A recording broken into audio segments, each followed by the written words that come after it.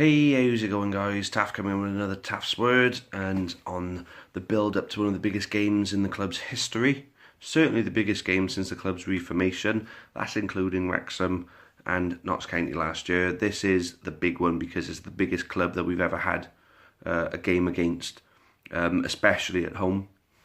So, big week. Felt a little bit bad that the old Morecambe thing didn't work out. I thought we were going to go on and win that game quite comfortably, but it wasn't to be. Morecambe will always be a bogey team of ours, but one of the things I'll say about Morecambe is that we actually beat them when it truly mattered. So, on the brink of Tottenham now, only a couple of days away, there's been a lot of commotion amongst supporters, long-serving fans who can't get tickets. There's tickets on touting websites.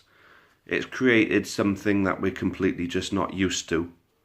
And I don't want to be harsh about anybody who supports the club not getting a ticket. I truly wish that every single one of them could get a ticket. But it's the nature of the game when this kind of thing comes about. And at the same time, apparently the club have got to give them primacy because they go to all these games. But the thing is, the club haven't got Mystic Meg on the books. So how do the club know they've been to all these games? How do these people who work for the club, who don't interact with every single supporter around, how are they supposed to know that these people are going to these games? That's the point I've got to make to them. Like, it's just one of those things. It's frustrating. It's annoying. I really feel for them because if I was missing out, I would be livid. No doubt they are. But they can't hold the club responsible for not knowing that they've gone to all these games. It has to be a fair thing. The club isn't a private members thing where people who historically are known, get primacy just like that. This is a professional football club. It's open to the public. It's open to the whole community. And with a bit of luck, on the end of it, we might get some supporters. I know people are questioning that because of the low turnout against Morecambe, but what you might find is that people stumped up the money for Crawley. People have stumped up the money for Tottenham. Could everybody afford the tickets for Morecambe? So what you find is that it's the regulars who have the spare money, and it's the season ticket holders who would have turned up for last night. The extra supporters, and I know there were a few there who don't usually go, but there were a few there who go in because of the Tottenham thing. I've seen them.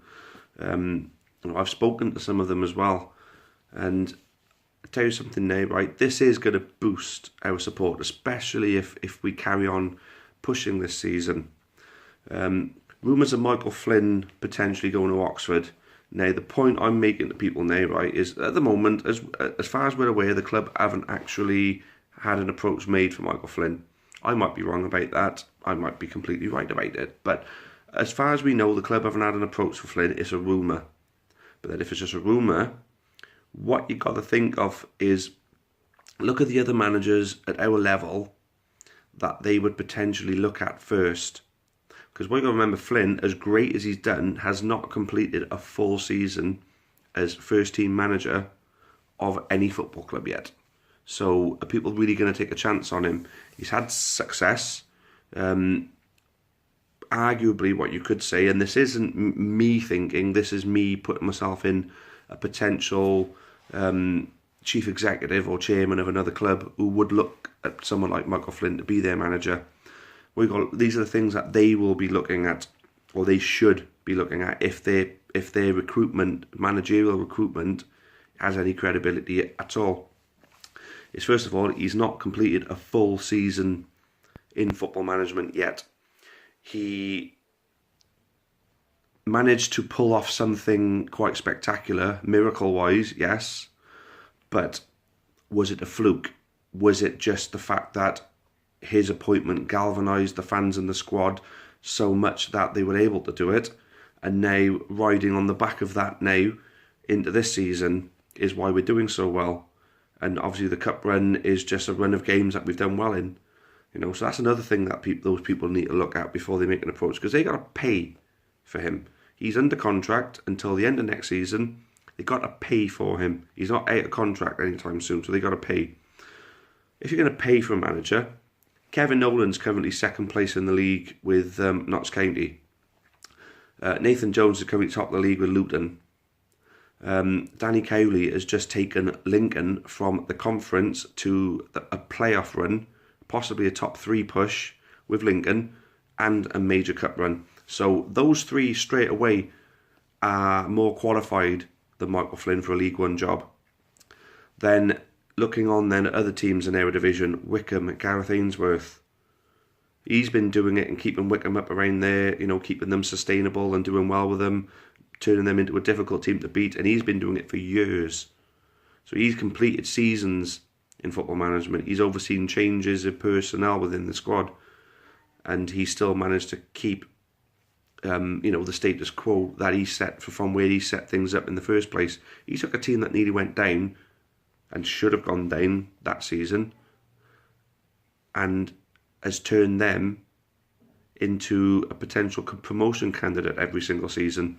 Exeter, Paul Tidsdale managed to turn them from relegation candidates last season into playoff finalists, and now pushing them for a top 3 finish. So you look at the managers that are far more qualified at this particular time at our level than Michael Flynn.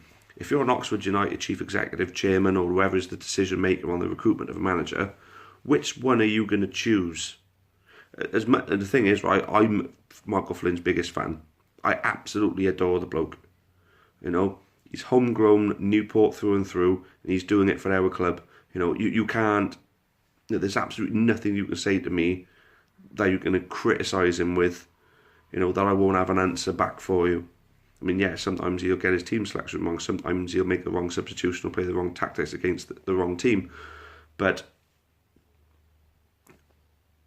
he's still getting the results. We're still doing far better than we've done in years. And another reason why people might look at him and think, well, maybe he's not the finished article as a manager yet, is because you have got Lenny Lawrence in one ear. So how much is he taking from Lenny Lawrence and implementing what Lenny Lawrence is saying into his tactical and team selection and training? I mean, I'm not saying that Lenny Lawrence is the one steering him, but he's certainly lending a hand. And would he be able to replicate that without Lenny Lawrence at another club? Would he be able to replicate it at another club full stop? Maybe he's found a comfort zone within Newport, and because the club means that much to him, he throws a bit more passion into it, and that passion rubs off on the players. Maybe, would he be able to do that at another club? Would he be able to go to a bigger club? Would he be in awe of what's surrounding him? The thing is, I'm not knocking Flinny with this. That's one thing you need to understand. I'm just, before people start getting worried about Flinny moving on, I am just looking at it from the perspective of a would-be recruitment officer, should we say, whoever the chairman, chief executive, whoever's in charge of the recruitment of their manager. I'm looking at their perspective.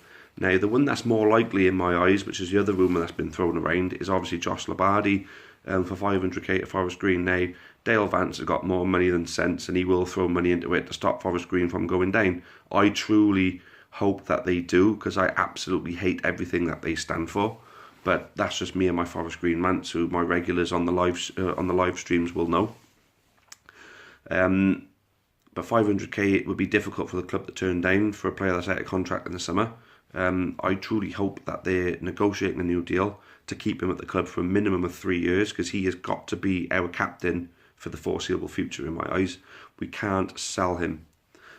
He's worth 500k now, if that's the case. So if we time up the contract and someone wants to come in from next season, surely that means he's got to be worth more if he's tied into a longer contract. I truly hope we get his contract over the line. I've heard that the club is speaking to a lot of our other current players. I really hope that they're speaking to them and they get a lot. What I want to hear now after the Tottenham game, once that's over and done with, whether we win or lose doesn't really matter.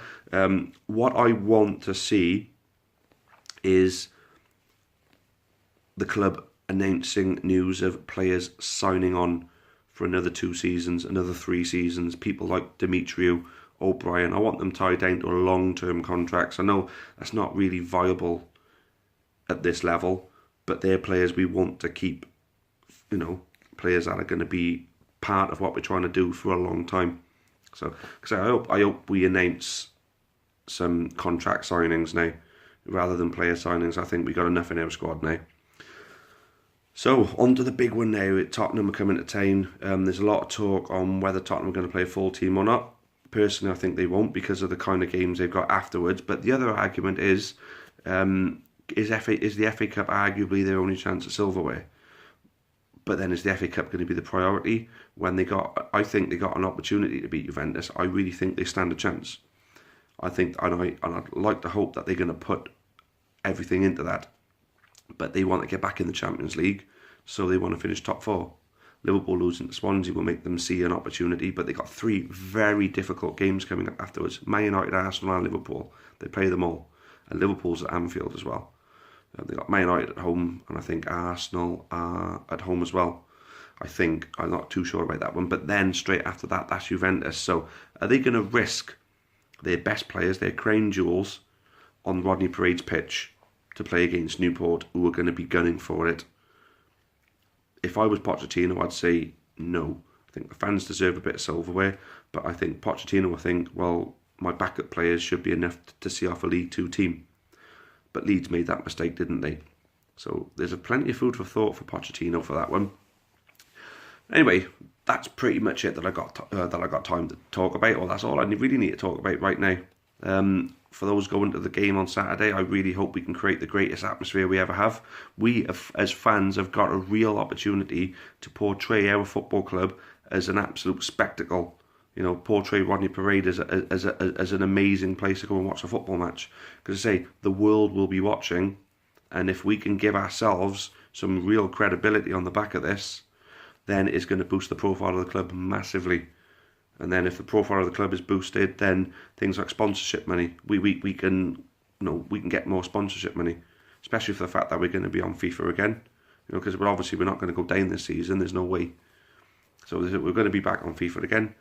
People are going to recognise Newport County because of this Tottenham game, especially if the atmosphere is rocking like it should be. So I really hope we can all dig deep as supporters, and whether we're winning or losing, we can really push on and make it a spectacle, you know, because of the atmosphere. But we'll see. We'll see what it brings. And for the first timers, if any of you are watching this, I really hope you keep coming. Ignore those people who are calling out plastics, because I think that's so counterproductive for the football club. You obviously care more about yourself than you do about the club if you're willing to try and drive these people away by calling them plastics. I mean, yeah, jokingly to each other, we'll call them plastics, yeah. We'll act like we're pissed off and everything that they're getting tickets and long-serving fans aren't. But at the end of the day, we want these people to keep coming back. We couldn't do it the first time at Wembley. We couldn't do it the second time at Wembley.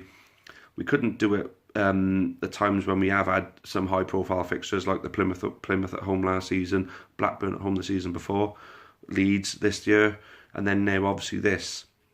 This is the time that we've really got to try and get these people to start coming back. So we have to be welcoming and make a great atmosphere, make them think this was great, I really enjoyed myself, I want to keep going. I really hope we dig deep and do that, guys. So anyway, everybody enjoy it Saturday. Thanks all for watching again, and until the next time, cheerio for now, and as always, up the county. Thank you.